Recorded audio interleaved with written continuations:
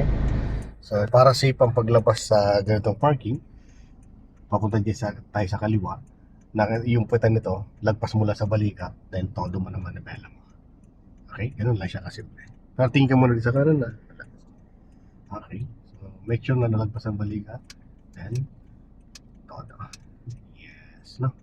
Pag hindi mo na itodo, yung sakyan dito sa unahan, pwede mong sabitan. Pag naman nakabig mo kagad, pwede naman yung tagiliran mo sumabit sa kanya. So dito tayo, Kuya Carl. Ay.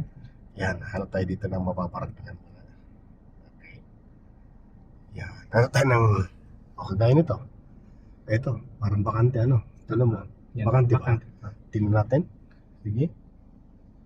Ayan, bakante nga na siya. Ano. Kaya lang kinain niya yun. Tingnan mo parking niya.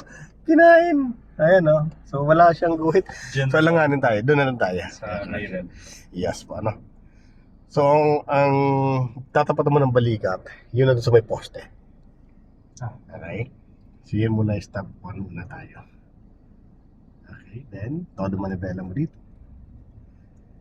Okay. So ang sakyan nga pala ni Kuya Carl ay Fortuner. So medyo may pagka-bulking konti, ano. Sige. So yung pitan ng sakyan mo, tinan mo kung nakaposisyon na doon sa may tinapatan mo ng side mirror. Kaya side mirror ginamit mo. Pag mga ganitong Fortuner, mas maganda balikat yung yan. Okay? Sige. Katipa Kuya Carl. Then okay na yan. Then todo manibela dyan. Okay. First tayo. Gamitin mo yung dalawang side mirror. Siyempre, ano, habang na-atras tayo. Side mirror sa kanan, then side mirror sa kaliwa. Pag medyo madilim na ganito, hindi mo makita, pwede mong ibaba itong mga salamin mo, ano?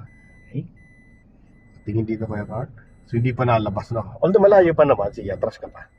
Pero pag sobrang lapit na, di pa siya nalabas sa abante ka, ibig siya nagsisigip siya, no? Sige. Malapit ka na masyado, ano? Kaya ba? So, adjust mo na ngayon para kung natatakot ka na ganyang space na medyo parang malapit na, abanti ka na lang. Angat mo siya. Todo mo. Okay? Then, kaunti lang naman angat. Angat mo siya. Yan, enough na yan. Okay? Then, reverse ka. Kaya sumikip ka dito sa banda dito sa kanan kasi bitin. Yung ano.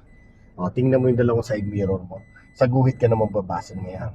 Kailangan yung distribution, kailangan parehas yung ano niya. Yung distance sa kanan, sa kaliwa. Okay, sige, palabasin mo na itong guhit na to. Okay, sige pa. Ayan, labas ay. Gitna mo naman yung pelo mo. 1, 2, then atas ka muna konti. Tignan mo dyan sa side niya. Medyo Masikip ka dyan. Okay. So, luwagan. Atras ka. Paluwagan mo siya. Yan. Huwag ka dito titingin sa camera. Ay, sige. Side mirror tayo. Huwag mo sanayin yung mata mo nasa sa camera, no? Straight. Okay. Sanayin mo side mirror, no? So, itong camera, titingnan mo lang siya pag ganyan, lalapit mo na siya sa gutter. Ano, pero pag habang nag-atras tayo, maganda, side mirror ka. Para masanay ka na side mirror na katingin. Okay na. Okay na? Sige. So, isa pa. So, ano tayo ulit? Saan naman po? Doon sa kabila ng exit. Okay, go. Lagpas mo ng balikat dyan, syempre. Dahil kabig na dyan, todo na. Very good. Banda rin ng exit na yan. Malapad dito sa, ano. So yung gutter agad, tingnan mo kagad ha. Kailangan lagpas sa balikat mo yan. Para hindi sumasabit ang mga gutter. Okay, slow down. Saan mo gusto dito? Dyan. Dito. Okay. O dyan. Okay. Ay, sige, doon na lang. Sige. Parang, Yung gutter. O may gutter dyan ha. Huwag mo nang babawiin. Sige pa. Forward ka muna. Lalagpas balikat.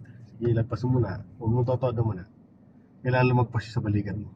Yan, para sigurado. Todo na. Todo. Yan. Para sigurado tayo hindi sumasabit ang mga ilalim ng sasakyan. Papasok ka na dyan, Kuya Carl.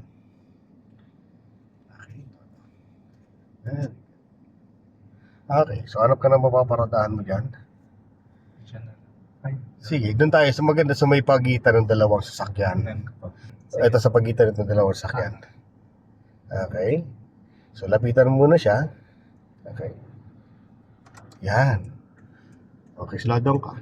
Dapat nung balikat mo. Okay, kunti pa. Then, todo manibela dyan.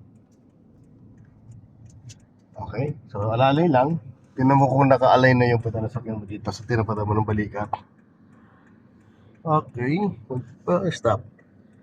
Okay, so dito kita mo na rin siya yan. Todo manibela. At naka 45 degree angle. So, tingnan natin kung mag-a-adjust. Ito sa step number 3, pwede mag-adjust siya kung napasobra tayo. Ano? Okay, tingin sa kaliwat kanan. Sige, diretso lang. Sige. Safe, Okay, both okay. side. Okay. Opo. So sa guhit naman tayo magbabase. Titignan mo kung saan masigil.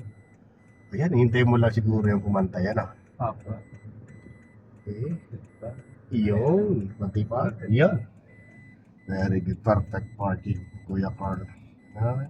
Wow. Ang galing na. No? Yan ang sinasabi ko sa'yo. Magaling na.